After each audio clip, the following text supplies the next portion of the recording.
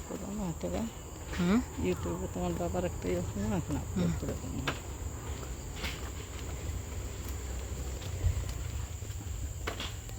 মানুষকে করো না